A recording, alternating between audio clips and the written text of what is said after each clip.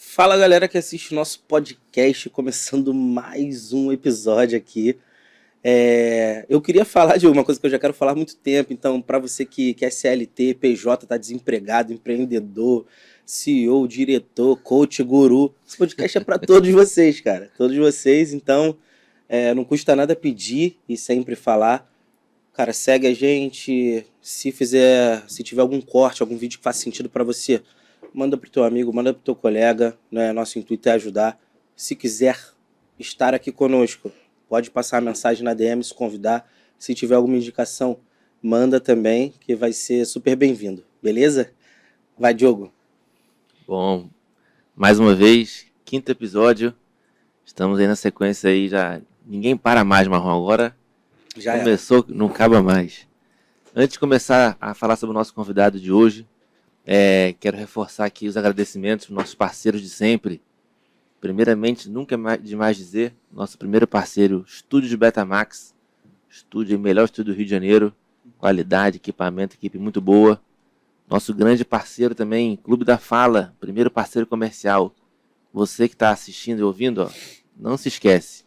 Todo mundo que segue o Café com Lead, chega lá no Clube da Fala, Escola de Oratória, fala que é nosso seguidor, 10% de desconto em qualquer curso, palestra, workshop, mentoria. É só falar que segue a gente, viu aqui, pronto. É na hora. Tá? Nossa grande parceira, Camila Bellarmino, responsável pelas artes, responsável pelo nosso design, sempre presente desde o começo. Ou Cami Modas também. Segue ela no TikTok também, gente. Vocês vão se arrepender, não. Bom, vamos lá. Hoje temos um convidado aqui, um cara que tem uma agenda também nada fácil de conciliar. Desculpa, esse foi mais difícil, tá? Peço perdão desde já. Esse aqui teve um imprevisto muito fora do comum, mas está super perdoado. Trazemos hoje Lineu Neto, que é fundador e Head Growth da Leve Saúde, uma health tech que surgiu aqui no Rio de Janeiro. Vai falar um pouco sobre a trajetória dele, né, como é que a Leve Saúde está se consolidando no mercado e os próximos passos. Mas antes de falar do Lineu, tem uma situação importante que parece que tem algum fato curioso que aconteceu com ele, para a gente poder... Pô, já vai começar assim mesmo? Fun fact.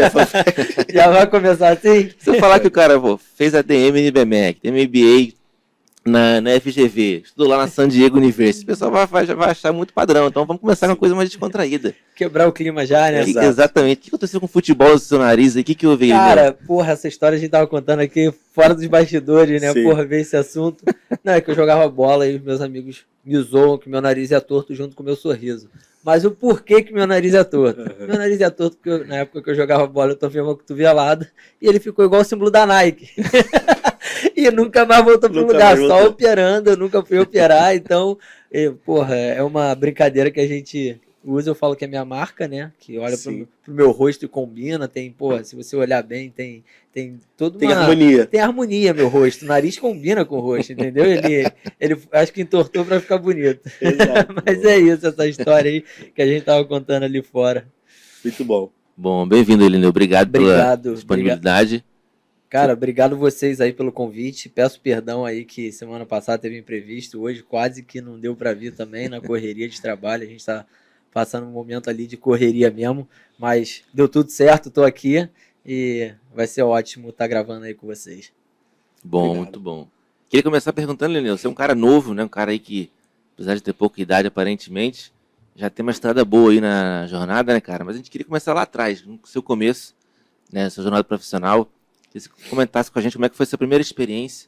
Eu vi que você fez aqui um MBA em gestão de saúde hospitalar, não é isso? Isso. Eu comecei escola normal, sempre fui um aluno mediano, ali na média mesmo, que estudava para passar, sempre peguei as matérias muito rápido, estudava ali um dia antes da prova, às vezes até no dia, passava, sempre para passar de ano, não era aquele aluno super estudioso, que era o número 1 da turma, nunca fui, nem na faculdade, nem no colégio. Na faculdade eu entrei super novo também, de 16 para 17 anos, então eu sempre falo que é difícil você escolher o que você vai fazer para a tua vida com 16, 17 anos. É uma escolha que, pô... E aí acabou que eu fui para administração, meu pai já tinha uma empresa no segmento de saúde, que era de distribuição de órteses e próteses, de material hospitalar. E aí eu falei, porra, vou fazer administração, porque meu pai, porra, gastou o dinheiro dele para colégio, para estudar em colégios bons, e, pô, não tem como eu chegar aqui e não fazer nada. Fui para administração, não me encontrei assim, tinha uma matéria ou outra que eu gostava um pouco mais, estatística foi uma matéria que eu sempre gostei, mas, porra, várias matérias de cálculo, de, porra, macroeconomia. Nunca fui uma pessoa de economia, apesar de hoje entender muito mais por estudar, mas na faculdade eu sempre fui aquele cara mediano e tal, e aí eu voltei, na verdade, a jogar bola, porque eu joguei bola em clube pequeno, até os 12, 13 anos, e fiquei até os 16 anos sem jogar. Jogar bola onde? Cara, com 10 anos eu jogava num clube que era lá de Jacarepaguá, só que era futsal. Depois eu fui pro Banespa, que era um clube também de futsal. E aí foi quando eu me mudei pra Barra. Nessa época eu morava em Jacarepaguá, na Taquara. Aí me mudei pra Barra. Quando eu vim pra Barra, eu meio que parei de jogar bola. Eu jogava só no condomínio, brincava assim, ficava no colégio. Tinha dado uma parada e quando eu fiz, acho que com 16 anos, surgiu uma oportunidade de eu ir pro Bangu. Bangu. E aí eu fui pro Bangu, um clube bem clássico aqui no Rio de Janeiro. E aí, mas ao mesmo tempo eu tinha acabado de entrar na faculdade. Então, eu conciliava a faculdade com o futebol. Então acabava que eu não fazia nenhum nem outro bem, né? Infelizmente aqui no Brasil você não tem apoio para você fazer as duas coisas. Ou você vai ser jogador de futebol, larga tudo, ou você vai fazer faculdade e estudar. E aí acabou que eu fazia isso. De manhã eu ia para a faculdade, treinava à tarde e chegou ali um período, talvez o terceiro, quarto período da faculdade, que o futebol ficou um pouco mais sério, que eu entrei nos juniores, já não estava conseguindo conciliar estudo com futebol, aí ficou por questões de horário mesmo, eu perdi a prova, porque ia jogar fora, ia jogar no interior do Rio, tinha jogo quarta e domingo, então acabou que não conseguia mais conciliar, isso foi no quarto período, e aí meu pai chegou para mim e falou, ó, você vai tomar uma decisão agora, ou você vai pro futebol, se dedica nisso, foca. Meu pai nunca foi um grande apoiador do futebol, na verdade. Não é porque eu não era bom de bola, mas nunca foi um grande apoiador. Mas ele falou, toma a decisão que eu não vou ficar pagando faculdade para você puxar 2, 3 matérias.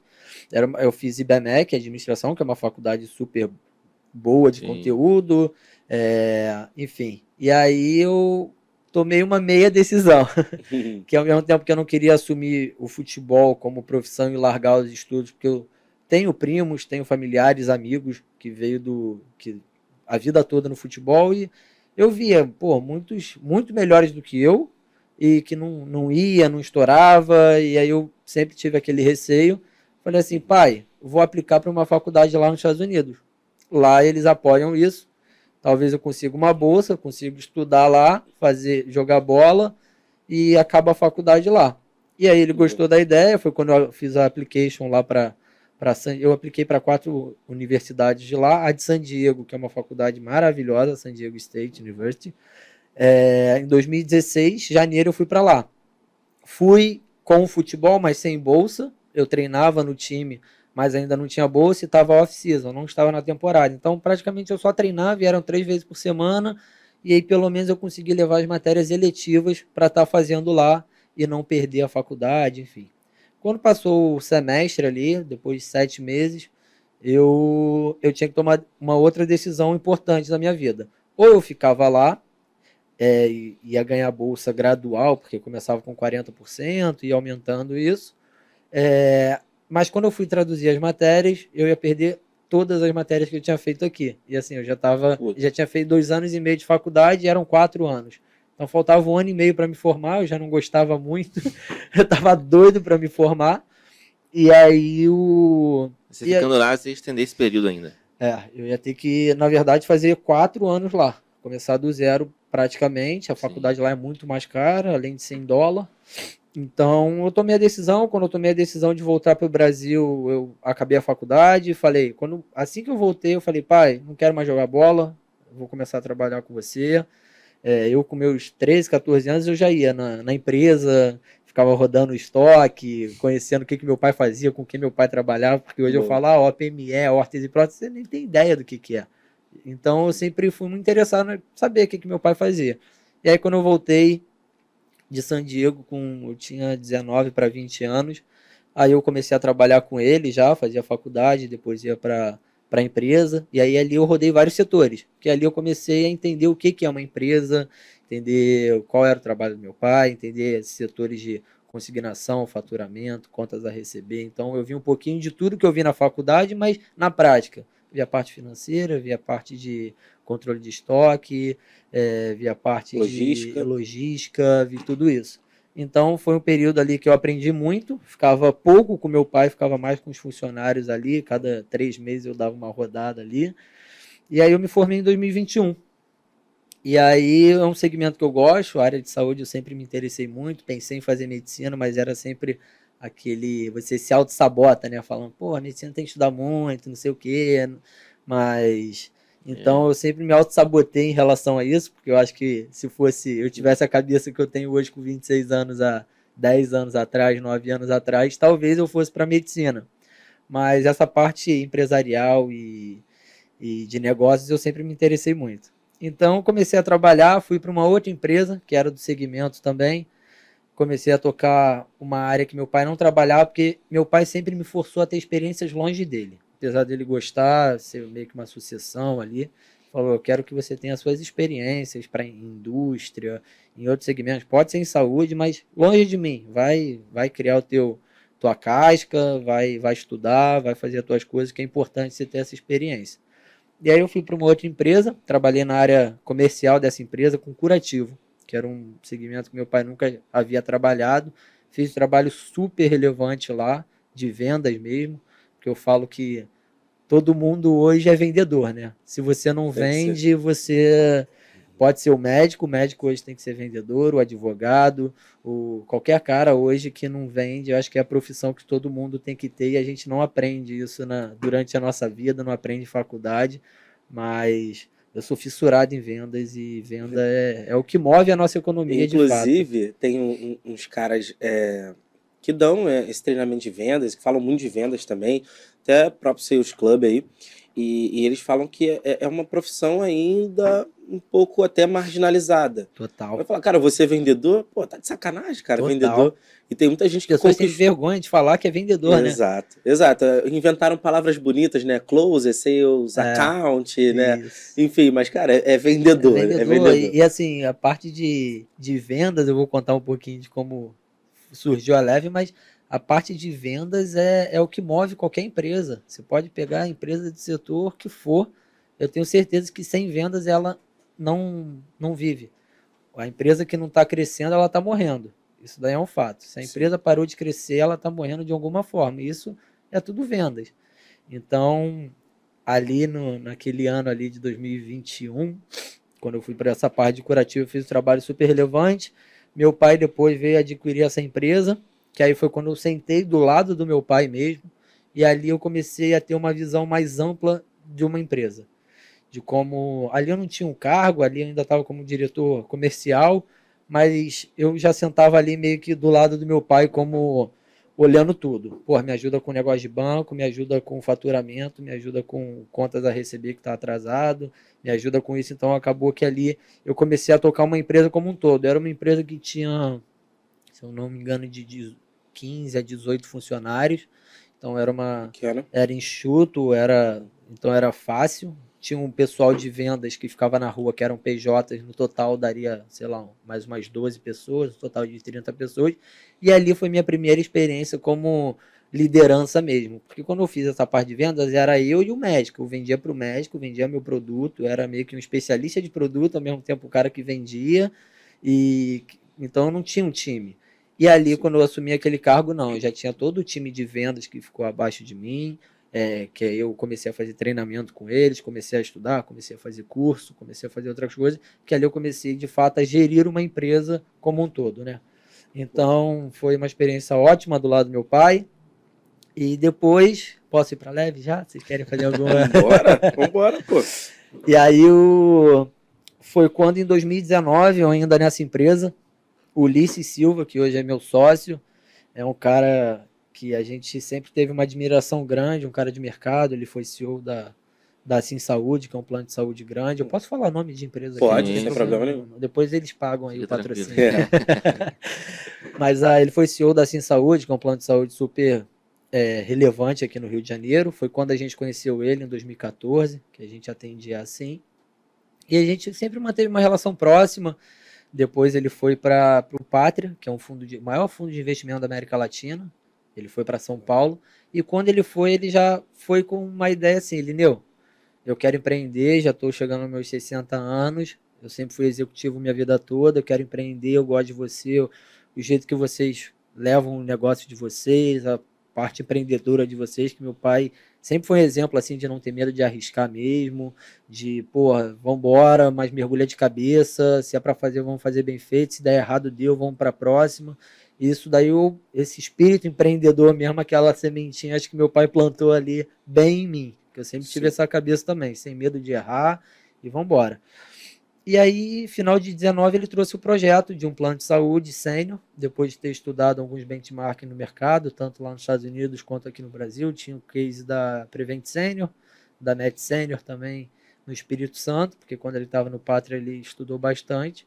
Trouxe um dos fundadores da Net Senior para o projeto, e aí foi quando talvez a resposta mais difícil que eu já dei na minha vida foi quando meu pai, a gente gostou muito do projeto, meu pai trouxe eu, minha irmã, ele, para conhecer assim, o projeto a fundo, estudar o business plan, olhar tudo a fundo, e meu pai juntou a família em casa, eu, meu pai, minha irmã e minha mãe, juntou e falou, ó, é um projeto grande, é um projeto importante, que eu acredito, eu não consigo tocar esse projeto, eu quero seguir nas minhas empresas aqui, seguir com o que eu faço, com o que eu sei fazer e que eu faço bem.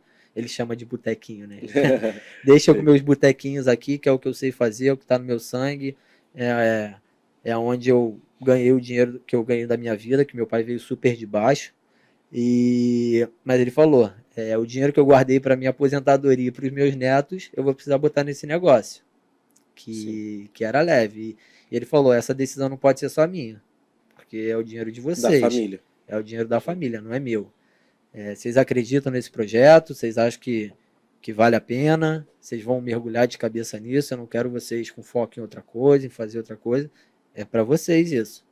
E ali a gente passou uma semana assim, não, vamos pensar, vamos olhar com calma e tal. A gente tem uma parte espiritual muito grande também, parte religiosa. E aí, pô, fui na igreja, senti uma paz, assim, tava uma paz no meu coração muito, muito diferente. Eu cheguei para conversar com meu pai falou assim, já sei o que você vai falar. Porque foi no mesmo dia que a gente foi no culto, eu não tava mais morando com eles. E aí ele falou, vamos? Aí eu falei, vamos. E ali a gente começou a leve, início de 5 de março, para ser mais exato, de 2020. A gente sentou, eu, Ulisses, dois executivos que o Ulisses trouxe lá do Pátria, um deles está com a gente, o outro já saiu, mas que fundaram a Leve junto com a gente, e a gente sentou ali numa mesa, e agora, como é que faz, né? A gente só tinha um PowerPoint, um Excel, e aí, como é que a gente tira uma empresa disso aqui? Do papel. E, 10 dias depois, exatos 10 dias, veio o lockdown, Covid-19. É verdade, eu esqueci. A gente começou dia 5 de março, dia 15 ou dia 16, lockdown no Rio de Janeiro. E aí um olha pra cara do outro. E aí, o que a gente faz? Né? Porque, é um cenário novo, só que a gente, como acho que grande parte da nossa população achou que era uma onda, né? Ah, vai durar 2 meses, 3 meses, vambora. Daqui 3 meses a gente vai se arrepender de não ter começado. Sim. Então vambora. E a gente começou ali, começou a contratar gente, pegou um escritório, começou a contratar o software, começou a tirar as licenças que precisava, porque um plano de saúde é um órgão regulado pela ANS, então a gente precisava ter o aval da ANS, enfim, começou a credenciar o hospital, credenciar laboratório, enfim, começamos uma empresa e nada do Covid passar. A gente fala que a gente não conheceu o home office, porque quando a gente contratava, a gente falou, tá todo mundo proibido de sair de casa. Aqui a gente vai sair, pode vir, vai dar multa, porque a gente estava começando uma empresa, não tinha como a gente fazer ligação por vídeo construindo, era um negócio dinâmico, era numa mesa que a gente tomava as decisões. Então não dava para ficar ligando, ficar o dia inteiro no call. Vocês foram na contramão da onda, né? Porque quando deu lockdown, eu lembro que a Bárbara estava grávida, a gente não abriu para muita gente, eu só abri para o meu head. Eu falei, a partir de amanhã eu não venho mais porque ela tá grávida. Eu não sei que porra é essa, É isso aí. Eu tava pensando que duraria pouco também, mas eu falei, não vou arriscar. Eu acho que fui um dos primeiros a entrar de home office antes do decreto da nossa empresa. E aí vocês, cara, como é que foi esse processo de... Como é que a galera foi trabalhar com vocês? Então, cara, a gente vendia ali o que a gente acreditava de verdade, o nosso sonho, o nosso propósito ali desde o início na contratação, porque a gente pegava pessoas que estavam na Mil, no Bradesco, empresas consolidadas por uma startup que não tinha nem escritório direito, que nem conhecia a gente direito, e a gente vendia o nosso sonho ali. E eu acho que a nossa transparência fez a gente trazer pessoas boas desde o início, que estão com a gente agora depois de quase 3 anos, estarem com a gente ainda, pessoas que acreditaram no nosso sonho porque era genuíno. Esse negócio de propósito ficou muito florido, ficou tudo muito bonitinho para você vender e tal, mas de fato ali a gente viu um gap aqui no Rio de Janeiro. Eu não vou nem falar do público sênior, que é o nosso foco, não vou nem falar disso, mas de fato que a gente via que infelizmente o SUS não funciona e a gente sempre teve um propósito claro, que é levar saúde de qualidade a um preço justo. É simples, não tem enfeite e tem que ganhar dinheiro, tem que ganhar dinheiro. A empresa tem que gerar lucro, tem que gerar lucro. Mas de fato a gente está conseguindo fazer isso e esse foi o nosso propósito quando a gente fundou a empresa, que é levar uma saúde de qualidade a um preço justo. Então, acho que a galera acreditou nesse sonho, embarcou nesse sonho, e por isso que a gente conseguiu contratar, mesmo sendo presencial, mesmo estando numa pandemia, óbvio. A gente pegou um escritório muito maior do que a gente precisava, porque a gente acreditava no nosso crescimento, então ficava praticamente um em cada mesa, com álcool em gel, com máscara, a gente dava máscara, a gente tinha os testes Covid lá que a gente testava toda semana, a gente tomava todas as... Isso tudo a gente fazia. Mas assim, a gente não... não, vamos para casa porque a gente não sabe... Não. A gente evitava contato, evitava fazer reunião assim em mesas pequenas. Mas assim, era um escritório, que é como é hoje, open space, que você consegue, e era praticamente um em cada mesa mesmo. Sim. Galera com álcool em gel, com máscara, cada um levava sua refeição, porque os restaurantes lá embaixo no complexo tudo fechado. Também. Então foi assim, foi muito desafiador, mas ao mesmo tempo deu um aprendizado pra gente, uma bagagem que a gente fala que é difícil vir alguma onda aí diferente. Pode ser economia, pode ser guerra, pode ser o que a gente passou ali na pandemia, todos nós, né? Mas isso deu uma bagagem grande pra gente. É importante falar também, né, Diogo, que não foi só o Lineu e a Leve que mantiveram a operação presencial. Muitas outras empresas... continuaram trabalhando presencialmente. A gente via metrô, BRT, ônibus, tudo lotado ainda. É verdade. É verdade. E um ponto importante aí, Lineu, acho que até mais do que... Não sei, acho que o SUS nem concorre tanto com a Leve, mas as operadoras de saúde do Brasil oferecem um serviço muito precário e um valor extremamente injusto, né? Então, acho que a Leve começou bem e está galgando um lugar melhor, muito por conta disso também, porque tem uma brecha gigantesca na saúde privada, né, o Lineu? E vocês estão, né, pelo que você falou e pelo que eu tenho visto, estão preenchendo isso de uma maneira até rápida em relação, porque as outras operadoras têm anos aí de mercado, décadas, né? Vocês estão, né, engatinhando ali. A gente brinca, né? Eu não sei nem se eu posso falar isso aqui, mas a gente brinca que, assim, eles são gigantes, tem que respeitar, são empresas enormes, mas eles cheiram naftalina. É uma empresa que tem as culturas passadas, antigas. Então, para você resolver qualquer coisinha que seja, pode ser... Cara, tudo demora. Burocracia. É uma burocracia. Aí passa para um, que passa para o outro. E a gente não, a gente já começou com uma cabeça de startup mesmo, que é fazer as coisas rápido, ser dinâmico, dar autonomia para as pessoas, porque se você não der autonomia, a empresa não vai. Se você for centralizador demais, você não consegue, você fica louco. Sim. Ainda mais uma operação dessa que é muito complexa. Então a gente viu esse gap e tem um dado que, assim, a nossa população está crescendo. Hoje a gente conta com, talvez, mais ou menos 220 milhões de habitantes aqui no Brasil, e a saúde suplementar nunca passa de 50 milhões, fica entre 45 e 50, não passa. E... O que seria aí, Lino? O que seria a saúde suplementar? Pessoas com plano de saúde no Brasil. Pessoas que têm plano de saúde, hoje eu acho que está na faixa de 47 milhões de pessoas, de um total de 220 milhões. E o SUS, como eu falei, eu sou um defensor do SUS, do que ele é, do que ele entrega. Mas, na prática, no dia a dia ali, ele não consegue suportar a demanda que tem hoje. Sim, sim. Por isso que são filas, por isso que para você realizar um exame são 6 meses, por isso que você não consegue realizar uma cirurgia, porque não consegue suportar a demanda. Sim. Então, foi exatamente esse gap. Hoje, um dado que é público, que a gente pode falar com naturalidade, 65% da nossa carteira, da nossa base, veio do SUS. Então, você falou, você não compete com o SUS. Cara, talvez eu esteja competindo com o SUS. Porque o cara vê que ele está mal atendido no SUS, quando ele vai procurar uma opção no mercado que vai ter um custo-benefício bom, que ele vai ser atendido, que ele vai conseguir realizar o que ele precisa e todas as outras coisas que a gente oferece, ele vai na Leve. Por isso que a Leve conseguiu crescer sem ter o dinheiro que essas grandes têm. Sim. Então, foi uma observação boa que você falou em relação ao SUS. É bom falar isso também, porque a gente só vai, talvez, começar a se cuidar de verdade a partir da terceira idade, né? Então, eu acho que dessa galera que o Lineu tá falando aí, que tem plano de saúde, muitas delas estão trabalhando, então elas já têm um plano de saúde como benefício, porque é cultural, acho que é daqui do Brasil. A gente, ou a gente gosta muito de se cuidar, aprende e consegue seguir uma rotina, ou a gente só vai se cuidar quando dá merda, ou quando a gente tá velho. Então, Marrom, esse é o problema, você falou, né? É cultural, ponto. A cultura do brasileiro não é de se cuidar. Não é. Principalmente homem, independente da idade. A mulher até que se cuida mais, porque desde pequena tem a ginecologista dela, que acompanha, que pelo menos vê um pouquinho da saúde dela. O homem não tem. Fale por mim, eu trabalho na saúde. O homem não tem essa cultura e o brasileiro, em geral, não tem. É muito desleixado e esse é o problema. Por isso que a nossa saúde hoje, eu posso falar da saúde suplementar como a saúde pública, está colapsando. Porque os planos de saúde hoje, eles só cuidam da doença, não tem custo que segure isso. Pode ser a melhor gestão do mundo, não tem como segurar.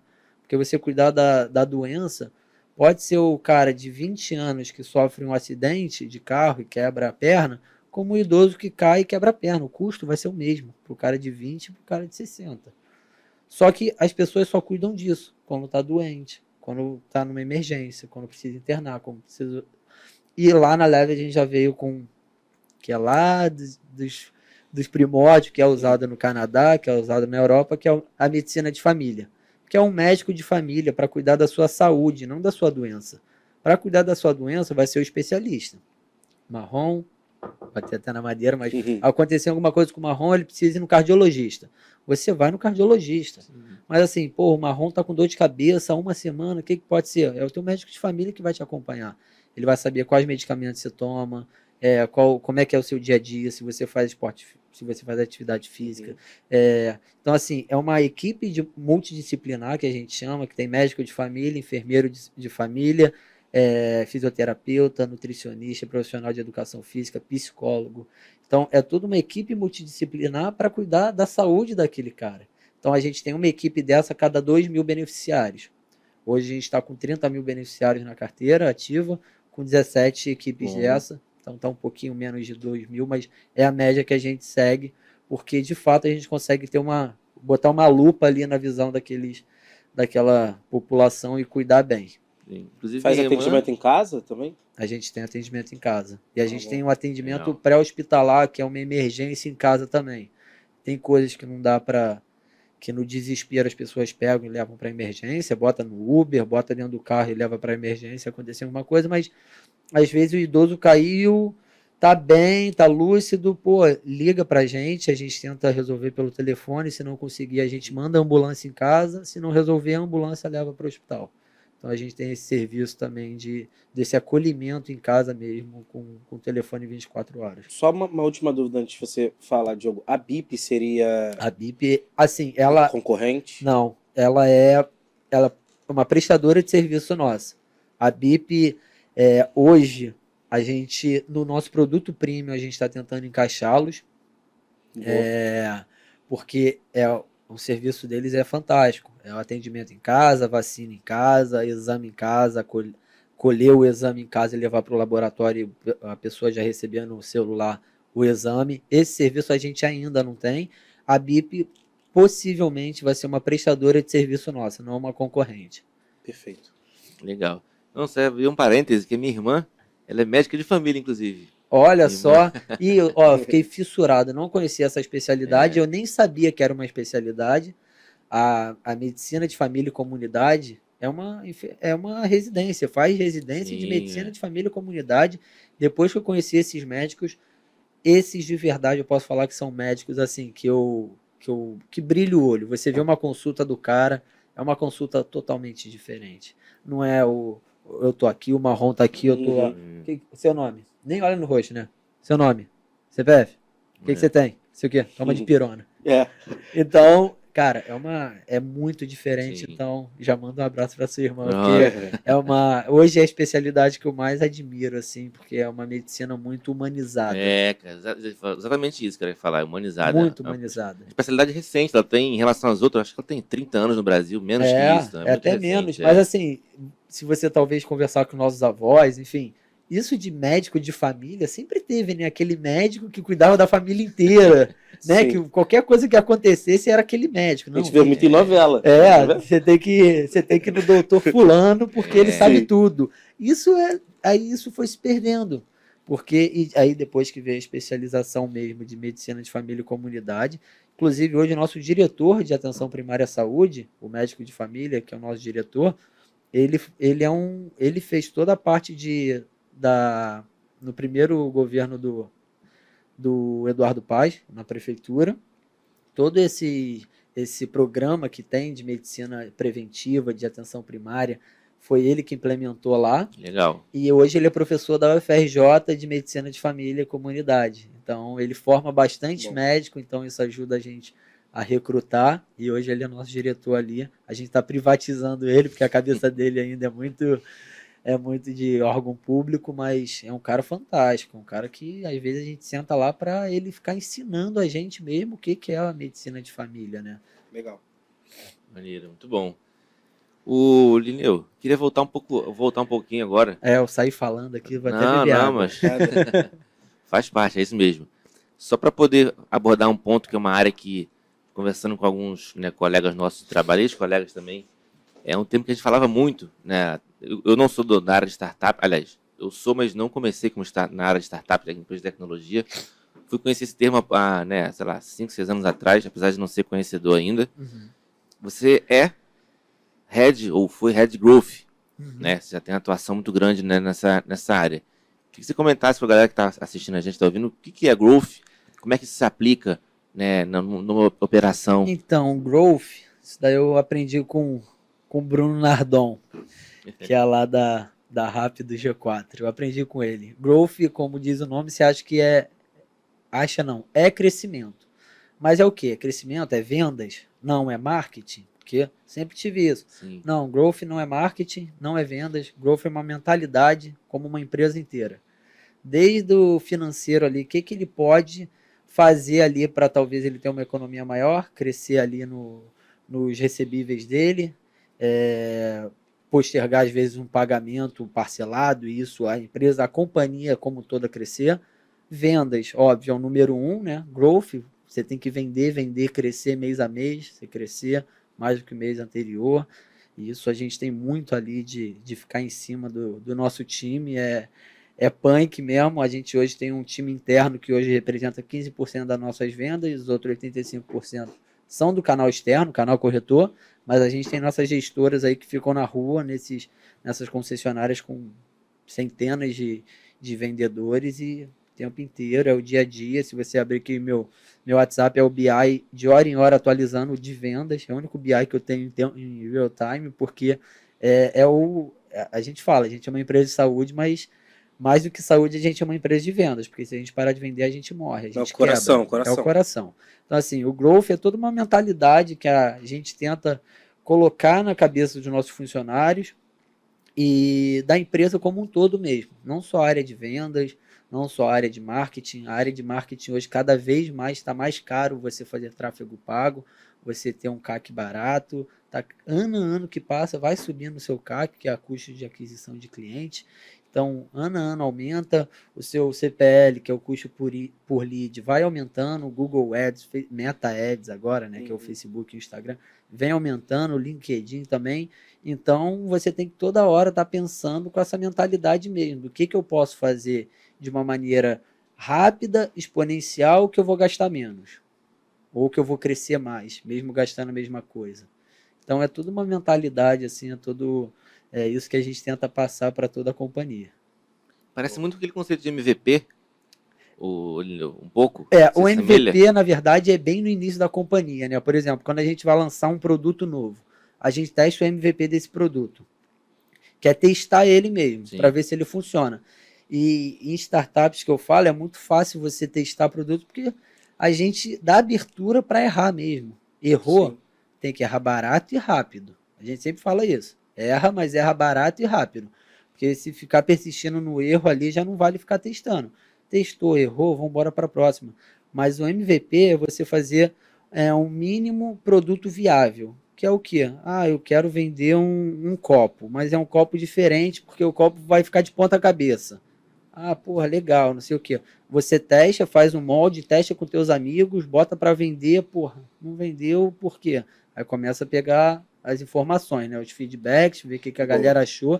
Isso é MVP. A galera fala, porra, não, é horrível. Por que um copo vai ficar de ponta cabeça? Tô dando um exemplo banal, mas um copo de copo, porra, não, então não dá. Tem que ser de outra forma. E aí testa. O MVP é isso, é mais testar novos produtos e ver se ele é viável e se ele tem fit com o teu público.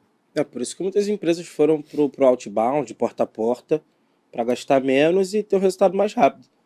Acho que foi o caso da Estônia aí. E ali você consegue falando merda, e ali você consegue sentir já o que o seu cliente achou. Exato. Porque hoje o cliente que não está no foco do negócio, o negócio tende a falhar. Porque hoje a gente pega muito, óbvio, a gente trabalha com saúde, é muito sensível. Então a gente pega algumas declarações lá que são muito pesadas, porque às vezes é um familiar que está passando mal, que está quase morrendo, que às vezes vem a óbito. Então é muito sensível, mas é o tempo todo você ficar perguntando e sabendo o que a gente pode melhorar no nosso produto para atender melhor o nosso beneficiário. Claro.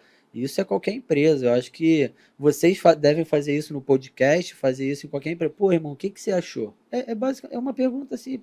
O que você achou? O que você acha que pode melhorar? O que você achou que está errado? Então, assim, são coisas que simples. Aí entra o pós-venda, né? Também. Isso. O pós-venda hoje é uma nova venda, né? Que eu acho que o mercado tem falado muito isso. Que o pós-venda hoje é a nova venda, porque é uma venda mais barata. Você reter esse cliente na tua base é muito mais barato do que você conquistar um cliente novo. Então, hoje o pessoal de pós-venda, a gente fala, né, que é o churn, que é quanto sai da nossa carteira mês a mês. Nosso churn não pode passar de 2,5%, 3%. Hoje, na nossa economia, né, de saúde suplementar, é acima de 4%, que é alto. A gente não pode, todo mês perder 2,5% da nossa base. A gente tenta fazer, porque tem coisas que a gente não consegue, né? Óbito, por exemplo. O que você vai fazer com óbito? Não tem que fazer. A parte financeira. Às vezes a gente fala, eu não queria sair, eu vou sair porque eu não consigo pagar mesmo. E vai para onde? Vou para o SUS, vou voltar para o SUS. Se eu conseguir um dinheirinho, eu volto aqui para a Leve. Então tem algumas coisas que a gente não consegue reter esse cliente, mas é muito mais fácil reter do que conquistar novos. Isso daí é fato. Sem dúvida. Galera de sucesso aí, para variar. É isso. CX na venda. É isso. Bom, e eu tive uma dúvida, Lineu. Você falou que growth, então, é uma mentalidade, né, que você consegue aplicar independentemente da área que você, né, depende. Tem um momento que a Leve está vivendo, não, galera, agora tem que focar mais no time de vendas, então de repente você deve, né, dedicar o seu tempo mais para o time comercial. Como é que você consegue transferir isso para a tua equipe? Seja no recrutamento, escolher uma pessoa nova, ou de você vê que de repente o time está no momento, ele está patinando, você tem que dar uma reinjeção. Como é que você faz isso? Então, isso na verdade é desde o processo de contratação, né? Quem está com a gente desde o início é muito mais fácil você entender. Quando eu falo hoje da Leve, eu tenho que até tomar cuidado, porque eu falo com tanta naturalidade, porque, eu estou vivendo isso, respirando isso há 3 anos. Não é todo mundo. Mas uma pessoa que nunca ouviu falar da Leve, não entende plano de saúde, não entende do negócio, eu tenho que falar até com mais calma, falar termos mais fáceis, ser bem didático para a pessoa entender. Então, quando você contrata uma pessoa nova que não conhece a Leve, que já ouviu falar, viu a vaga ali no LinkedIn ou lá no site que a gente abre vaga, a gente já faz um teste de fit cultural. Porque a gente acha que se não tiver a cultura da Leve, que é o que a gente, pô, desde o início, quando a gente sentou na mesa, a gente tem a cultura nossa ali. E essa cultura vem dos sócios, não tem jeito, vem de cima para baixo. Depois passa para os diretores passam para os seus subordinados e por aí vai. Mas é cultural. Primeiro faz um fit cultural. Pode ser o melhor currículo do mundo. Se não tiver fit cultural com a empresa, o cara não vai ficar. A gente já perdeu gente que era fantástica, fantástica mesmo, muito boa, pô, operacionalmente, executora, pessoa inteligente, mas não tinha fit com a empresa. Fala um caso que foge do fit aí, o Lineu, da Leve. Cara, eu vou falar... Não, tipo, pode ser uma característica, não precisa citar alguém, mas tipo, um caso, ou tipo, uma eu vou falar um exemplo, que é um exemplo recente, que até pegou a gente um pouco de surpresa. Um dos executivos da companhia que estava com a gente desde o início, ele saiu tem uns 3 meses. E assim, foi um pouco de... Ele tinha total, assim, a cara da empresa junto com o time dele. O time dele amava ele, a gente amava ele, todo mundo gostava dele. Mas a gente percebeu ali que a mentalidade dele, como o futuro da Leve, o futuro da empresa, não estava junto com o nosso. Ele não acreditava que a Leve ia chegar a 150 mil vidas, ele não acreditava, porque eu e meu sócio, a gente é muito assim, cara, dá para fazer mais. A gente fez um BP aqui de entregar 35 mil vidas esse ano, dá para fazer 50, por que não dá? E já muda o BP, já muda a conversa com os fundos, e o valuation já dobra, e ele ficava meio, porra, vocês querem o mundo, vocês são muito sonhadores. Então isso é um pouco de não ter a mesma mentalidade e não ter a cultura nossa. A nossa cultura é de, cara, de crescer, de fazer bem feito. Óbvio, não dá para falar, não, a gente vai ter 1 milhão de vidas em 2 anos. Não, é impossível. Mas o que a gente está fazendo, o que a gente está mostrando mês a mês e ano a ano, cara, é totalmente viável você fazer isso e vender esse projeto. O fundo compra um projeto bonito. Essas startups de São Paulo, a maioria, né, não todas, mas a maioria que captaram muito dinheiro, que o mundo estava muito líquido financeiramente, eles venderam um sonho. Sim. E um sonho grande. E eu comecei a questionar o Liz ali dentro, conversando com amigos meus que captaram, pessoal lá de São Paulo que já vendeu empresa. Cara, você tem que ter o teu sonho grande. Qual é o teu sonho grande? Qual o teu... Cara, porra, se o teu sonho grande é conquistar 1 milhão de vidas, como é que vocês vão fazer isso? O fundo gosta de ouvir isso. E aí acabava que a gente queria ser muito ali, não, se a gente fizer o beabá ali, a gente vai entregar isso, pelo menos o fundo... Mas, cara, o fundo não quer ouvir isso. Ele não vai investir na tua empresa para a tua empresa dobrar de tamanho. Ele quer que tua empresa quintuplique de tamanho, fique 10 vezes maior do que você está hoje. E ali a gente viu que ele não estava na mesma pegada que a gente, que ele não acreditava, que a gente começou a acreditar, que a gente hoje bota como a parte de sinistro, que é de custo médico. Hoje a área de saúde está estourada, a média está 78%, 80%. A gente tem um sinistro em 54%. Ele nunca acreditou nisso também. Porra, sinistro, porra, nenhuma operadora é abaixo de 55%. Como é que a gente vai ser? Não, a gente vai ser, porra. A gente está no mercado para mudar o mercado. A gente só vai conseguir dar acesso ao preço justo, uma saúde de qualidade com preço justo, se a gente segurar nosso custo. Se o nosso custo estourar, o nosso preço vai estourar também, que é o que aconteceu com todas as operadoras aí. Então, é um exemplo aí de pessoas que já estavam com a gente desde o início, que não teve um fit cultural, e ela não se sente à vontade naquele ambiente. Foi ela que pediu para sair. A maioria das vezes é isso que acontece. Pessoas boas que a gente perde porque vê que não tem fit. Isso é um dos maiores erros. Eu vou até falar a gente tinha brifado antes a parte de erro na trajetória. Isso é um erro que a gente cometeu, de você demorar para demitir um funcionário porque ele é bom. Porque, às vezes, uma fruta podre ali estraga todas as outras. Às vezes o cara é muito bom tecnicamente, até com o time dele, ele entrega, ele é executor, mas é um cara que não tem a cara da empresa. É um cara que fica, a gente chama de rádio corredor, que fica fazendo fofoquinha, que fala mal de um, que é centralizador, que o outro quer crescer, ele já bota empecilhos. Cara, isso não funciona. E ali a gente... Não, mas ele é bom. A gente aí chamava para conversar 1, 2, 3, 4. Cara, isso daí foi algo que a gente quase perdeu, quase uma equipe inteira por causa de uma pessoa. que era boa, mas que contaminava mesmo todo o time ali. Contaminava o ambiente, contaminava o time, virou grupinhos na empresa. E aí a gente demorou para cortar, mas cortou. E já mudou, é outro ambiente, já mudou. Sim. Mas é um erro assim que a gente fala na nossa trajetória que a gente aprendeu. Cara, demite. Não fica com pena, não. Chama para conversar uma vez. Falo. E é claro, falar assim, olha só, você está fazendo isso, isso, isso.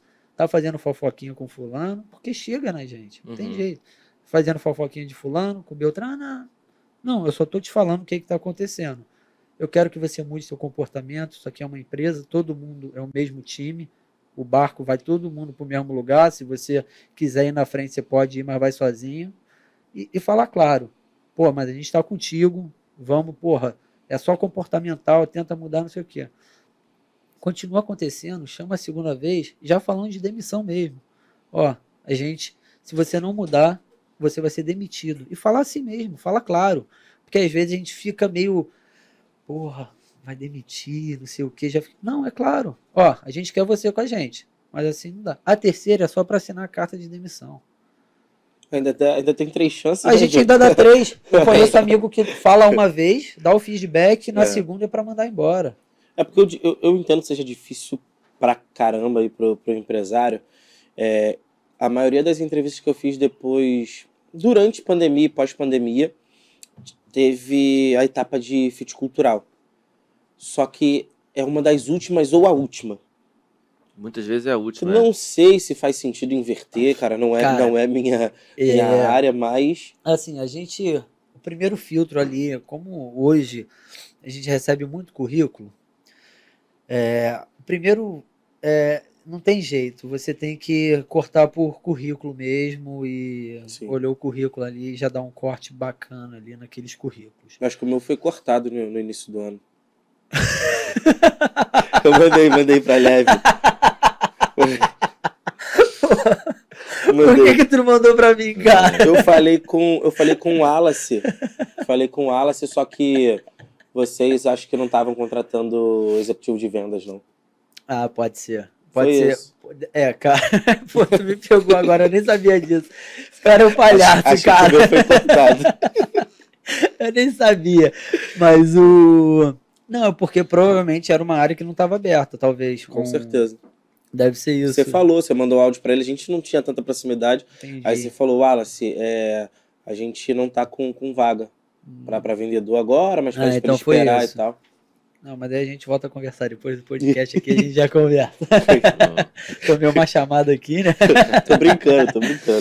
Não, mas até me perdi. Do fit cultural, no início e no final, né? Isso. A gente faz o corte ali e ali começa as entrevistas e já faz a parte de fit cultural mesmo, para você saber, porque não adianta nada o cara ter um currículo bom, às vezes o cara é desenvolto, não tem fit cultural nenhum com a empresa. Então o cara vai ser cortado lá na frente, podendo antecipar muita coisa ali. Então a gente coloca meio que no início para o meio assim da jornada. E depois que o cara entra, a gente faz um onboarding, super bacana, que é uma gamificação, que a gente coloca... É bem bacana. Tem aquela máxima que as pessoas, as empresas costumam contratar muito pelo técnico, né? E demitir pelo comportamental, né? Então, é isso aí. Acontece muito... É essa máxima mesmo. E já ouvi falar muito também que elas preferem, melhor do que um bom profissional, cara, ter esse fit... Aí entra aquela parte do feedback que a gente sempre fala, cara, saber passar um feedback, saber receber um feedback, cara, como... Enfim, tudo isso leva até o comportamento. Mas acho que melhor do que ser um bom profissional, cara, ter essas outras qualidades que você pode chegar muito longe. Sem você puxar saco, né? Tá, pessoal? Sem você puxar saco, que isso dá pra perceber. Mas a gente gosta de trabalhar muito as soft skills, né? Que são isso daí que a gente tá falando, e menos não, as hard skills são super importantes, óbvio, o cara ter todo um currículo bacana ali, ter estudado, saber aonde ele está aplicando para a área, ter experiência na área é super importante, mas é o que você falou, né? A parte comportamental é o que vai fazer ele querer ficar ali primeiro, ou querer que a gente querer que ele fique. porque quando o cara começa a dar problema comportamental, é difícil você... Porque é cultura mesmo, é um cara que às vezes não está no ambiente que... Às vezes é o nosso ambiente que não é para ele. Ponto, às vezes o cara é ótimo, mas o nosso ambiente não é para ele. Claro, Ele que tem que se adaptar ao nosso ambiente, é isso. Sim. E se o cara não quer, então ele não serve pra gente. Sim, com certeza. Tem até contextualizar aí, agora tá ficando até mais formalizado, né, institucionalizado, essa questão de você, né, até trocar feedback, né, tanto, né, de forma vertical, né, do gestor para o liderado, né, e também de vice-versa, poder ajudar, né? A gente fez isso, né? Tem 1 mês e meio, mais ou menos, 2 meses. Minha irmã cuida mais da parte de gestão, né, de RH, e a gente fez um 360, que é desde o cara lá de baixo. Puta, isso é muito bom. Julgando ali, e, cara, é porque bom. Isso aí, né? E você vê os comentários, então tem respostas que é só nota que você coloca, mas tem resposta que é obrigatório você colocar nota e um comentário. Uma nota, ou um elogio, ou... É ferramenta que vocês usam? É uma ferramenta, se eu não me engano, é da Feeds. Ah, tá. Tem o Feeds, tem o Picon também, que é... A gente usa da Feeds. E para a parte de contratação, hoje a gente está com a Gup. Olha, boa. Já falou que 2 vezes de Gup fiz desde que o podcast foi criado, começar a pedir patrocínio. Aí, ó, pode chamar. Jamais mesmo, pessoal. Chamar a Mariana aí, chamar o pessoal aí para patrocinar o Café com Lead. Boa. Não, isso é importante, Lineu. A gente conversou com um convidado, o Bruno Toguinho, falou muito sobre essa questão de feedback, tanto horizontal como vertical. É importantíssimo. Uma ferramenta, tá vendo, uma ferramenta de graça, né, de crescimento, né? Você não paga nada, tem que estar do teu lado ali, acompanha teu crescimento. Faz a crítica. E só a gente vê as respostas. É anônimo. É anônimo. E aí a gente, porque assim, a gente, na verdade, a gente seleciona quem vai poder ver as respostas. Então a gente bota ali eu, meu sócio e minha irmã. E, por exemplo, o diretor vê de todo mundo para baixo, mas para cima, quem está falando dele, a gente vê e depois a gente chama ele para um feedback. Para a gente conversar. Porque às vezes o cara vai olhar ali e vai ficar vai pegar birra, vai querer daqui a pouco mandar embora porque o cara não está entregando. Então é importante a gente passar isso e não falar quem foi. É para filtrar também um pouquinho o comentário. Exato. E às vezes a gente chama, quando é alguma coisa um pouco mais pesada, a gente chama a própria pessoa, fala, cara, fala pra gente o que é e tal. Isso. Até pra pessoa ficar protegida, ela se sentir à vontade de falar o que está acontecendo. Pergunta que a gente fez pra Head de People e que agora a gente vai fazer pro Lineu como fundador e que tá ali na operação dia a dia. Você já deu um exemplo aí, mas, cara, segurança psicológica é importantíssima. Total. O que fazer quando você recebe um feedback, principalmente da galera que tá lá na base do funil, que são os funcionários, acredito que a gente tem a parte de call center. Call center, pré-vendedor, vendedor, enfim. Falando mal da liderança, o que vocês fazem? Cara, hoje a gente está com 400 funcionários, então a gente vê se foi um caso isolado, se é uma coisa isolada ou não. Muita gente está falando coisas parecidas. Quando a gente vê isso, a gente já tem um grupo de pessoas que estão falando a mesma coisa. Da forma que fala, da forma que trata, tudo isso a gente não precisa nem chamar essas pessoas. A gente vai direto no cara e passa o feedback para ele. Ó, a sua postura, eu acho que a gente tem que melhorar de tal forma. Pode ser porque grita, porque hoje você falar batendo na mesa, gritando. Assédio. Cara, esquece, acabou isso. Que talvez nossos pais passaram uns anos atrás como funcionário, como gestor, qualquer tipo, não tem mais. Isso daí você pode ver em algumas empresas, mas hoje cada vez menos, porque já vira assédio. Então hoje você tem que tomar muito cuidado. Quando é um caso muito com peso muito grande, por exemplo, de assédio, enfim, coisa de preconceito, de racismo, de alguma coisa assim, a gente chama a pessoa que fez, só ela, tenta entender toda a situação e a gente vê. Porque tem coisas na empresa que a gente fala que é o nosso Dear Love, que é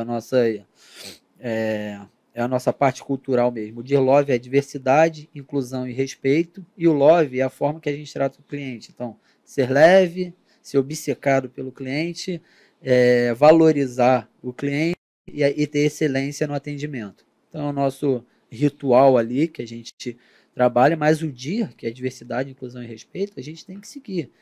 Se não tiver respeito, por exemplo, já teve casos de assédio que não foi um caso de assédio, de mandar foto, mas não era nudes, não era nada demais, mas pegou uma foto no Instagram dela pessoal, tirou print, mandou para ela no WhatsApp. Nossa. E, pô, a mulher casada e, cara, é demissão. É tolerância zero. Se tiver prova concreta, já é isso. É assim, é tolerância zero, porque uma pessoa... E, cara, isso daí pode ser para diretor, pode ser para coordenador, gerente, CEO, o meu sócio é o CEO, enfim. É tolerância zero, porque se um pode, todo mundo vai achar que pode. Ah, ele errou uma vez, então eu tenho mais chance também. Então, a tolerância é zero. Bagunça. Tem coisas lá que a gente não tolera mesmo. Então, alguns feedbacks a gente tenta fazer de formas pontuais, outros a gente já conversa de uma forma mais ampla, porque tem um grupo maior que está falando a mesma coisa, e a gente sempre faz one-on-one, né? Esse papo direto aqui, conversar e falar para melhorar, porque muitas vezes as pessoas não sabem.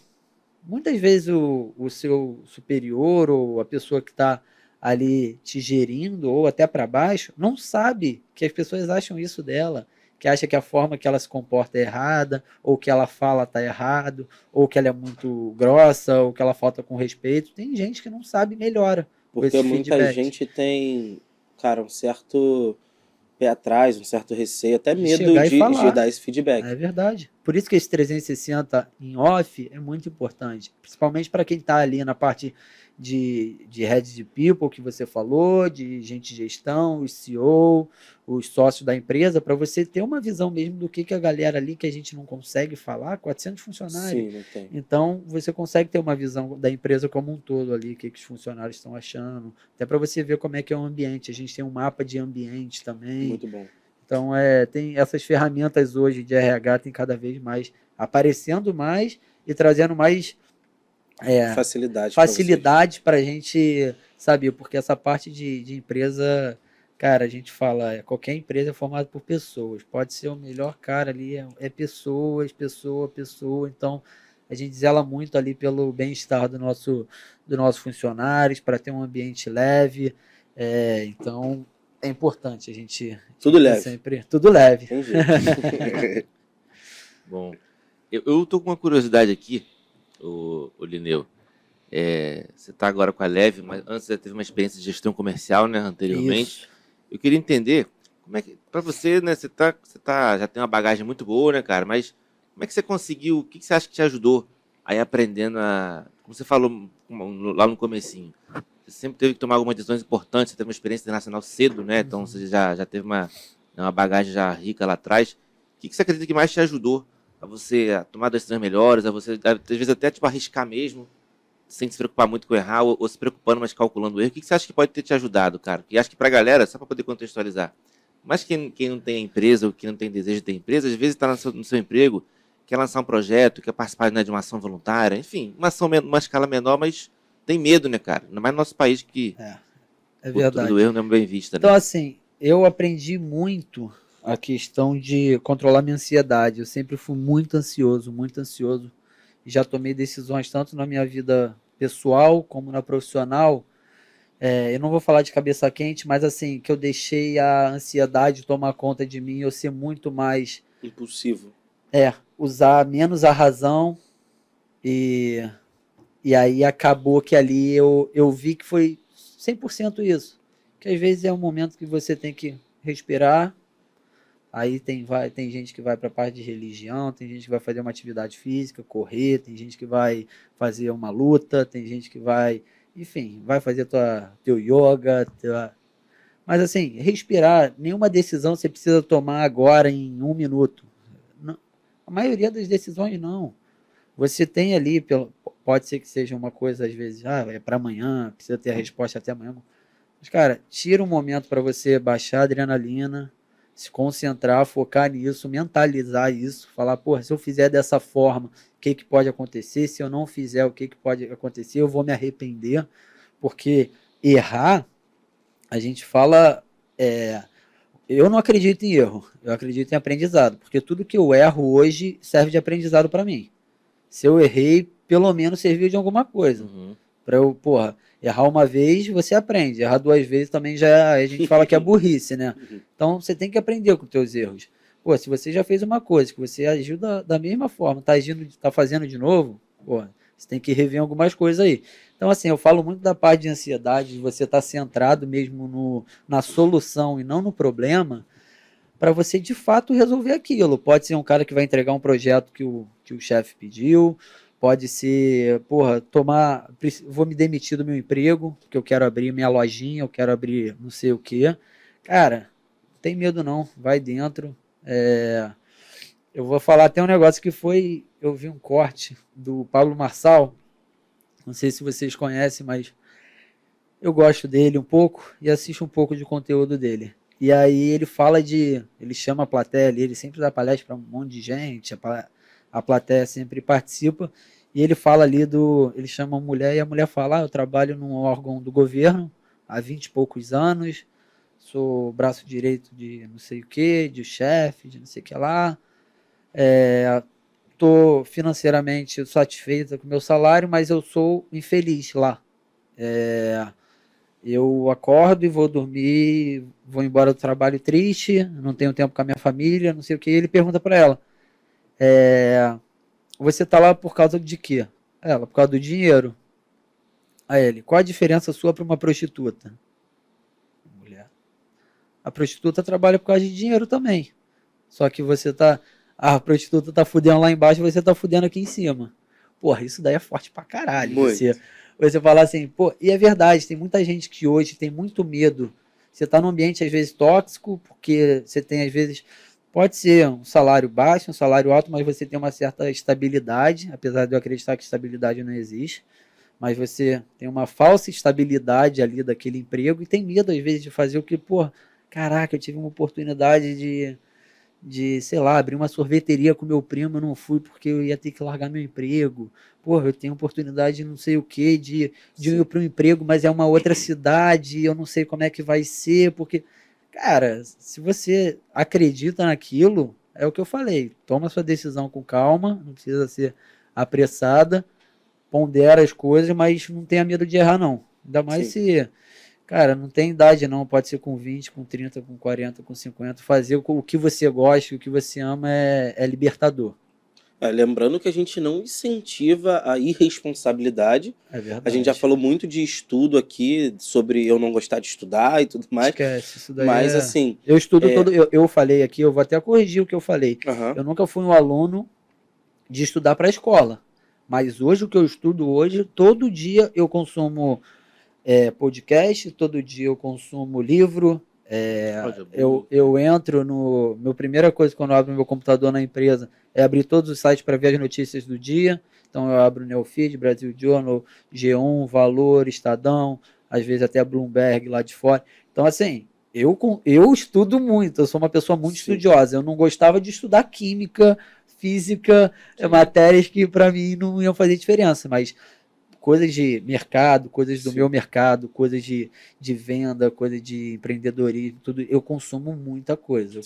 É importante também dizer que todas as matérias, né, escolares são de suma importância, né, para a nossa vida, só que é claro que a gente em algum momento se identifica com outra coisa que não está na escola. E é normal. E é super normal. Então não gostar de estudar ou arriscar é super normal também. E tendo em vista que a gente só tem uma vida, que daqui a pouco ela deixa ela aí a qualquer momento, né? Que a gente, cara, não sabe do que pode acontecer, é sempre bom fazer as coisas que deixam a gente feliz. E tá viralizando um vídeo muito forte aí de um jogador de basquete, que o cara pergunta, você fracassou essa temporada? E acho que tá todo mundo vendo, que não existe fracasso, mas só que nem sempre a gente ganha. Acho que é muito por essa linha. Então. Isso, aquele vídeo ele foi muito feliz naquela entrevista ali, aquele vídeo. Retrata como um todo. Fala de grandes caras, porque aí ele de fato tem que falar do Kobe Bryant, ele tem que falar do LeBron James, ele tem que falar do Michael Jordan, porque às vezes o cara acha que o cara tá ali, ele é uma máquina, ele tem que fazer tudo igual sempre, tem que ganhar sempre. Não é assim. Então, fracassar faz parte da jornada. Se você só ganhasse, não ia ter graça nenhuma. Exatamente. E vou pegar o gancho agora do esporte Para poder fazer uma pergunta para você aqui, Lineu. Lá vem. Até para contextualizar, agora aqui no Brasil, a gente não falou isso no começo, né, mas a Leve Saúde, de repente quem é tricolor já deve ter se identificado aí, tá patrocinando o Fluminense. É verdade, faz o L. Faz o L de leve, hein? Então, já mancando, maneiro, verdade. Foi um bom marketing pra gente. Maneiro. Agora no futebol, a gente tem tido muitos técnicos portugueses, né, que estão imprimindo até uma cultura que eu acho que vai ser muito válida pra gente, até como sociedade, pegando esse gancho do Dedo Copos aí, ô Lineu, que a gente entender que, de fato, o fracasso, aliás, a derrota não está associada ao fracasso. Por exemplo, você deve ter, né, vários objetivos, né, na Leve com o Fluminense.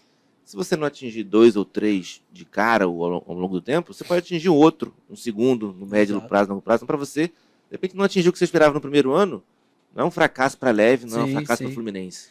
Né? Eu vou falar um pouquinho do como foi a nossa entrada ali na Leve, da Leve no Fluminense. Na verdade, foi uma oportunidade, a gente não estava olhando agora, apesar da gente já ter patrocinado o Bangu, porque eu tive uma história lá no Bangu, como eu falei aqui.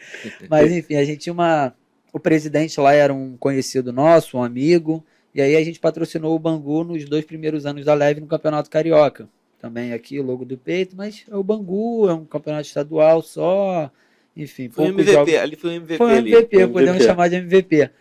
E ali a gente, de fato, não estava nem esperando o retorno, nem como marca, mas ali a população de Bangu, são torcedores mesmo das antigas, quando eu jogava lá, era impressionante, os caras iam no jogo de sub-20, no profissional. Lá em Moça Bonita. Lá em Moça Bonita, aquele fresquinho, né? Fresquinho. Só para cada um.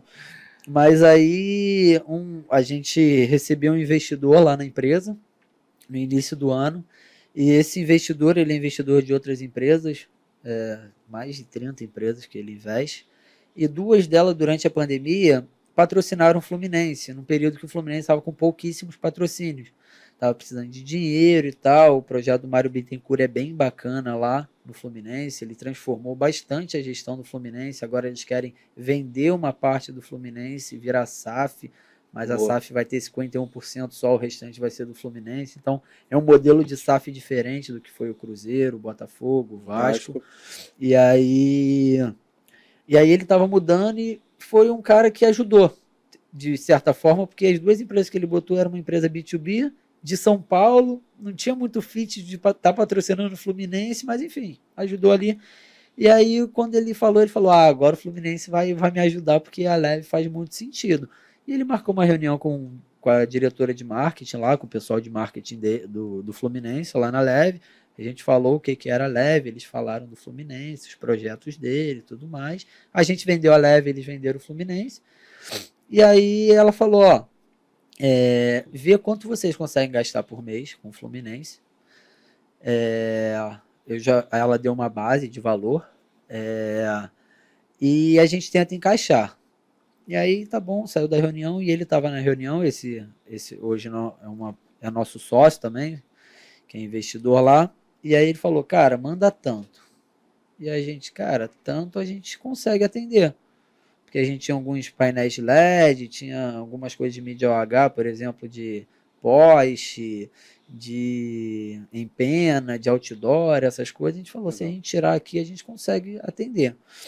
Manda isso. A gente, bacana. A gente ela mandou uma contra, mas a contraproposta a gente conseguiria atender também.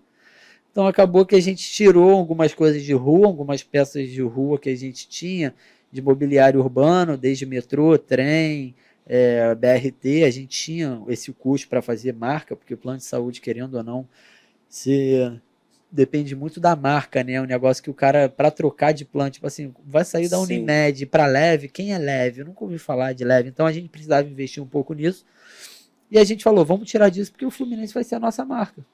Quem é Leve? O patrocinador do Fluminense, está lá na camisa do Fluminense, no peito. Então, assim, isso ficou muito mais fácil de vender a Leve. A gente não viu isso ainda na ponta do lápis, mas a nossa venda vem crescendo mês a mês. Então, manteve esse crescimento mês a mês, mas o próprio canal corretor que vende nossos produtos falou, cara, tá muito mais fácil vender a Leve. Quando pergunta quem é Leve, a gente mostra lá, Leve, o Hélio, Fluminense. Patrocina o Fluminense. Aí já lembra de Unimed lá na época de Conca, Thiago Neves, Deco, Fred. É verdade. E aí já... Então, Legal. assim, já dá um status para Eu tenho um Leve histórico com de... saúde. Né? já dá um status para Leve de, assim, empresa grande. É uma empresa consolidada, que não veio para brincar. Então, isso ajudou bastante na nossa venda. Além de você pegar as visitas no site, aumentaram muito. Sem Seguidores dúvida. no Instagram, os nossos vídeos, as curtidas, as coisas. O Instagram do Fluminense trouxe pra gente. Então, mas acaba que... Acho legal falar também da Donos da Bola. Dono né? da Bola, ou a gente Rádio. faz rádio na Rádio Tupi. Eu já ouvi na rádio, já ouvi no Donos da propaganda. Bola. Já fez. Propaganda. A gente está fazendo, e um programa que a gente faz que tem uma audiência enorme é na Record, que é o Cidade Alerta, que é de 6 às 8h15. Foi a foto que eu mandei quando eu tava você mandou cortando outro cabelo. Foi. Então, o Cidade Alerta é um programa que tem... e é bem o nosso É porque público pode ali. vir de outros canais também, pô. B, C, Pode não, D. vem. Exato. Vem. E é isso. O marketing é isso. É lembrança de marca o tempo inteiro. É o cara que escutou na rádio, aí depois ele vê na televisão, aí depois ele recebe um e-mail marketing, aí depois ele vê no Instagram, ele vê na camisa ali na televisão, ele, porra, vou ver o que que essa Leve se interessa. É tudo uma jornada do cliente mesmo que a gente tem que perseguir. Porque hoje a quantidade de coisas que te oferecem, tanto aqui no celular, quanto aqui de ligação, cara, é o tempo inteiro produto. A O gente... tempo todo. Hoje eu vejo um anúncio, eu não quero nem saber do que é mais. Só se for um negócio muito, que eu esteja muito interessado ali, não sei o que eu já tenha procurado, aí começa a aparecer, beleza, mas é muito anúncio que a gente recebe hoje. Então, a gente tem que ficar fazendo essa lembrança de marca, não tem jeito. Hoje a mídia offline ainda é muito importante pra gente, televisão, rádio, a parte do Fluminense. Sim. Então, foi um bom posicionamento ali pra gente. E um ponto da torcida do Fluminense, Linho, aqui, ela está muito concentrada no Rio de Janeiro, né? É. O Botafogo é mais É espalhada, verdade. por exemplo, Até né, em do outros Flamengo, estados. né? Tem bastante coisa lá no Nordeste, É. tem outros lugares. Do Fluminense é muito Rio de Janeiro Muito mesmo. rio. Tá bem concentrado aqui. É. Muito bom, legal, cara. E Boa. tá quanto tempo com o Fluminense? 2 anos? Não, a gente fez um contrato de 2 anos. A gente começou na final do Carioca, então a gente já começou dando sorte, Aí, porque bem fez demais. aquela virada de 4-1. Uhum. Então, contrato de 2 anos lá com eles, vamos ficar até 2025. 2025. 25, é. Fevereiro de 25. Esse ano vai aparecer muito leve, né? Libertadores, É, aí. Brasileiro. Vai, Tem com certeza. pô. muita coisa. Queria saber de você, Lineu. Não, pode Entendeu? tocar. Vai lá. Queria saber de você. Hoje, olhando, né, o que você tem construído, né, não só até pela Leve, mas pode citar Leve também, como é que você enxerga que, olhando, né, o mercado profissional no Brasil, profissional brasileiro, o que você enxerga de, por exemplo, o Lineu de 6, 7, 10 anos atrás via antes, que hoje você percebe que melhorou em relação a, sei lá, os times que você forma, as parcerias que você constrói? Assim, a parte dessa garotada que eu me incluo nela, ser muito curiosa. Então, porra, começou a falar de chat GPT, a galera vai lá pesquisar o que é chat GPT, começa a ver um vídeo para aprender. Então, essa curiosidade acaba que desperta o interesse no estudo, de você aprender coisas novas. Isso é uma geração que vem muito disso, por causa de celular, a gente tem tudo hoje na mão. Então, isso é muito bacana, isso acrescenta muito ali no dia a dia, de trazer coisas novas, ideias novas, a parte de inovação, isso é muito bacana. Mas, por um outro lado, é uma geração que tem muita gente que odeia que eu fale isso, que me julga, mas é uma geração que é muito do mimimi, que reclama muito de trabalho, reclama muito de entrega, reclama que chega tarde, reclama que às vezes sai tarde. E assim, cara, eu tive uma jornada, apesar de novo, foi tudo muito rápido na minha vida, tudo que aconteceu na minha vida foi muito rápido, mas pô, eu vejo ali meu pai com 50 e poucos anos, depois de tudo, pô, meu pai acorda às 7 horas da manhã, volta para casa às 9 horas da noite, e a galera tá reclamando que tá trabalhando de 9 às 5. Então assim, eu fico assim, cara, pode falar palavrão aqui? Pode. A idade de se fuder é a nossa idade, porra, dos 20 aos 30 anos, aos 32 anos. Cara, tem que correr atrás nessa idade mesmo, às vezes tem que tomar umas porradas mesmo, tem que abrir mão de algumas coisas, tem que, porra, abdicar de outras e falar, porra, mas trabalho pra caramba e não ganho dinheiro. Porra, mas tá aprendendo, irmão? Tá pelo menos ganhando conhecimento, tá conhecendo gente maneira, tá, porra, colhe isso. Não pensa no dinheiro agora, não. Ah, não, mas eu tenho um filho para sustentar, não sei o que. Aí é outra pegada, irmão. Aí, de fato, tem que botar comida na tua casa, vai, faz o que não gosta mesmo, aprende. Mas, porra, irmão, às vezes, cara, meu custo de vida é baixo, mas o que eu ganho sai ali no zero. Tá bom, irmão, tá aprendendo, conhece gente, começa a fazer relacionamento, pergunta as coisas, não tenha medo de perguntar. Se Sim. interesse pelas coisas mesmo. Cara, não sei isso, você pode me explicar? Seja curioso. Curioso mesmo, tipo, de perguntar para as pessoas, você vai aprender. Sabe, pô, o meu sócio, aí você tinha até brifado isso de quem você vê como mentor, como pessoas que você admira profissionalmente.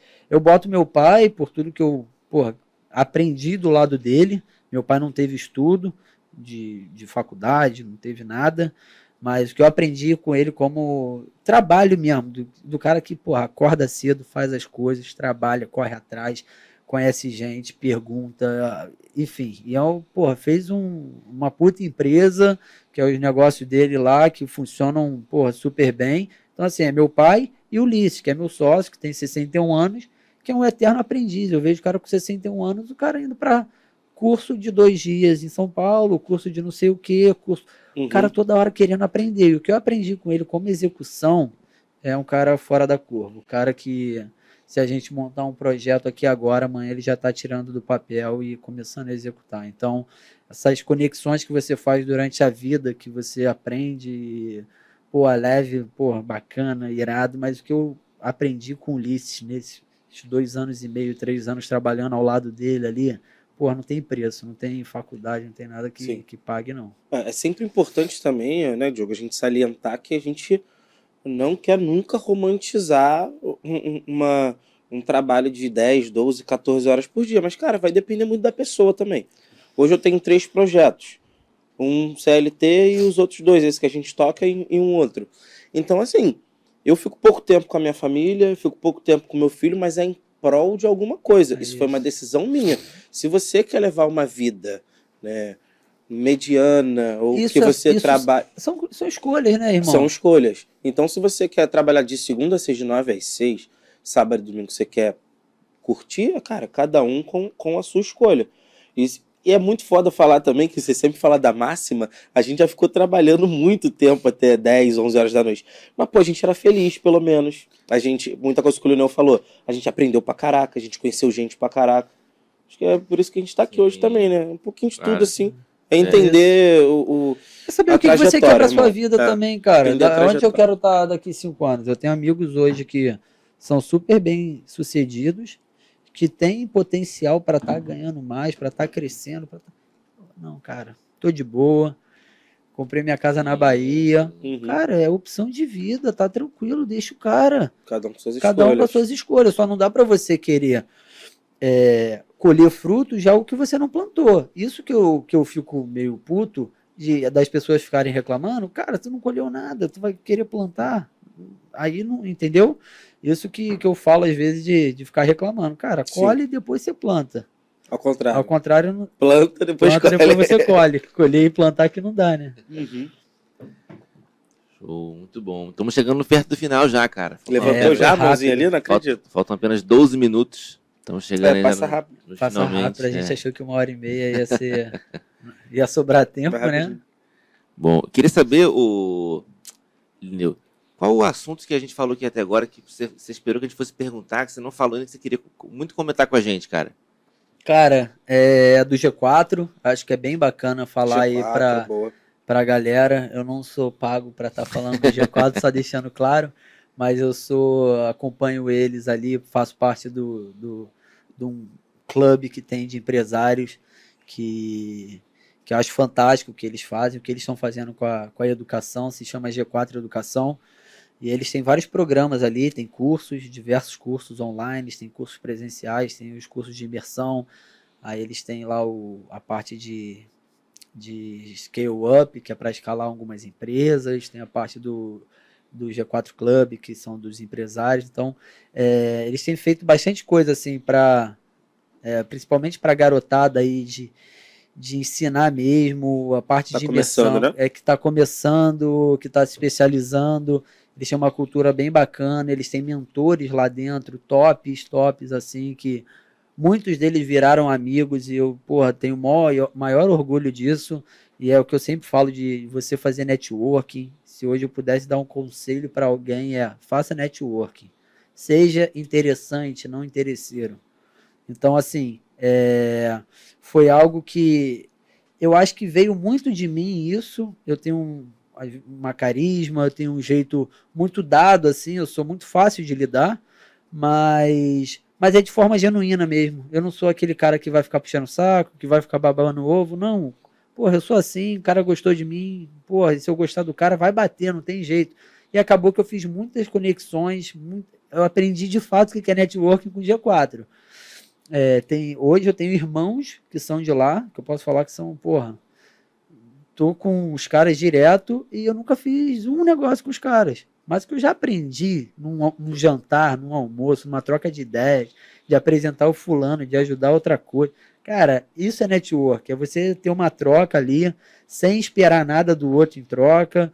É você, como eu falei, ser interessante, não interesseiro e isso. Então, o G4, quem puder dar uma olhada, eles têm a parte de podcast. O podcast deles é bem bacana também. Bem bacana, eles tinham convidados legais lá também. A G4, ela tem um propósito parecido com a Endeavor, ou Lineu? Não. Não, é porque a Endeavor, ele é muito mais pró... A gente agora está sendo selecionado para ser empreendedor Endeavor, mas a gente no início da operação, com 6 meses de operação, a gente foi selecionado para o programa da Endeavor Scale Up, que a Endeavor entra com mentorias dentro da sua empresa para te ajudar a escalar o teu negócio. Desde a parte de apresentar fundos, de apresentar pessoas que vão fazer ligações com o teu negócio, para sentar no board da tua empresa. Então é um programa bem bacana. A Endeavor ela é muito focada B2B, assim, focada em empresas, escalar negócios. Tem até a parte do fundo da Endeavor, que eles têm um dinheirinho. Tem a parte do empreendedor Endeavor, que eles fazem o Endeavor Day, alguma coisa assim, que é um dia inteiro com só empreendedor, então é mais voltado para o B2B. E o G4 não, ele pega desde o cara que é estagiário até um C-Level e ele tem cursos para esse cara, tanto presencial quanto online. B2B, então, B2C, né? É um B2B, B2C, é uma pegada um pouquinho diferente. E cursos em várias áreas. Várias áreas, liderança, vendas, growth, cara, tem muito curso. Inteligência emocional. Cultura, inteligência emocional. Tem muito. Tem acho que 19 ou 20 cursos. Boa. Bacana, muito bom. Muita coisa, hein? Pô. G4 Educação. É isso aí, pode dar uma olhada. Foi eles que fizeram a montagem minha lá na Times Square. A gente estava quase esquecendo aqui. Mito ou é verdade? Cara, é verdade. Tem até a câmera da Times Square lá que me filmou. Tem a câmerazinha lá da rua filmando. Eu falei, não, eu quero a câmera, porque vocês fazem montagem fácil disso. Sim. Mas aí, não, é verdade. Eu falei pra minha mãe, eu não tô na Globo, mas tô na Times Square. Tá nas suas redes a foto lá? Tá na rede. E aquela foto foi por conta de que eu vi que tinha um pessoal da G4. Então, o G4 ele foi fazer. O G4 eles têm uma missão de gerar 1 milhão de empregos até 2030. Então, cada empreendedor que passa ali pela imersão deles, pelos cursos deles, eles pegam o número de funcionários que o cara fez a imersão e vão fazendo o acompanhamento deles até saber quanto que eles estão, por exemplo, na data de fevereiro de 2023. Então, eu fiz o curso em 2020 até 2023, eu estava com 60 funcionários, estou com 400, eu gerei 340 empregos com o G4. E eles vão fazendo esse somatório. Esse somatório aí chegou acho que a 350 mil empregos e eles foram divulgar isso na Times Square. Então foi esse marco, eles botaram alguns membros lá que fizeram parte disso. Bombou.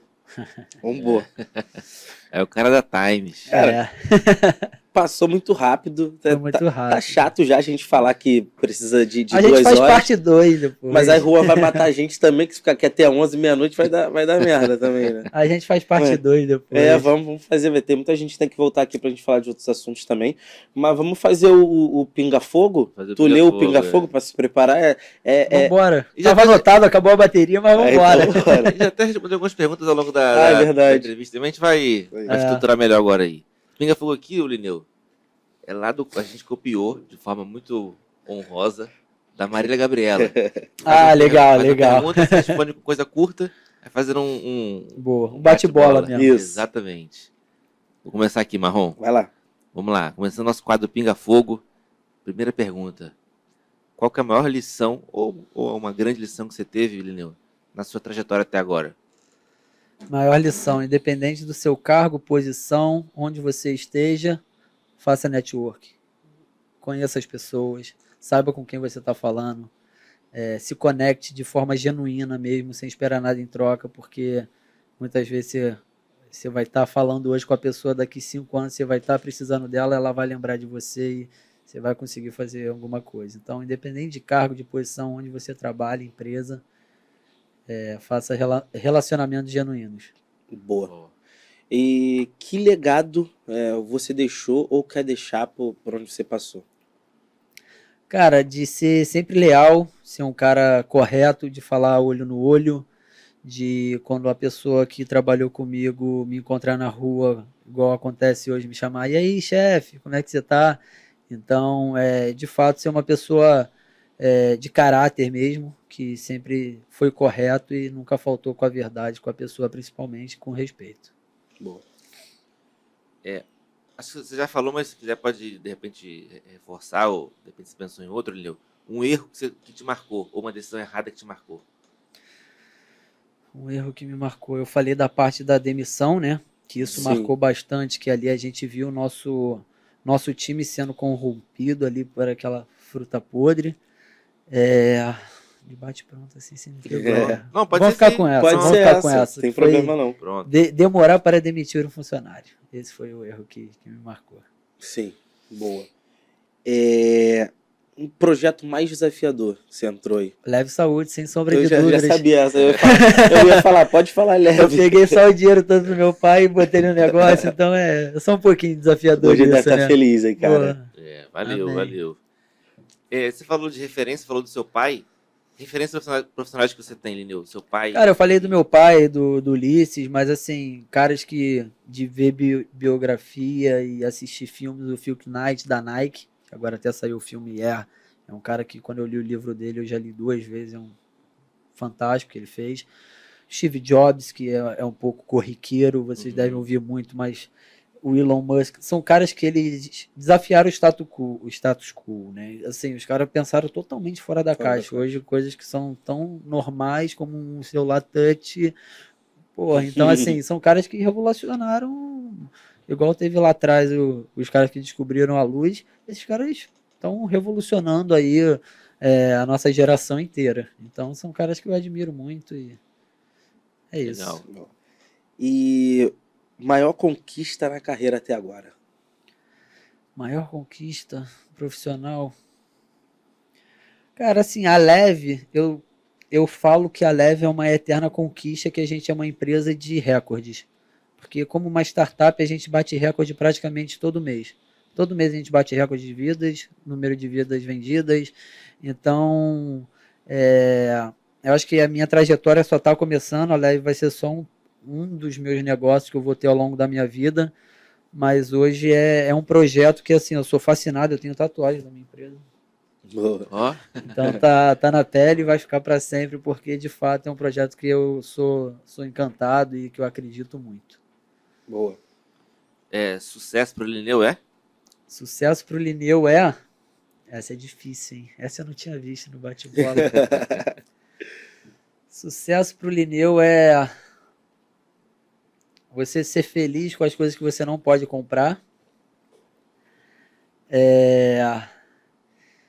E você tá feliz aonde você trabalha e aonde você leva a sua vida na maior parte do tempo, né? Porque tem muita gente que eu falo, a gente tem coisas que a gente tem que fazer e ponto, e tem coisas que a gente pode abrir mão.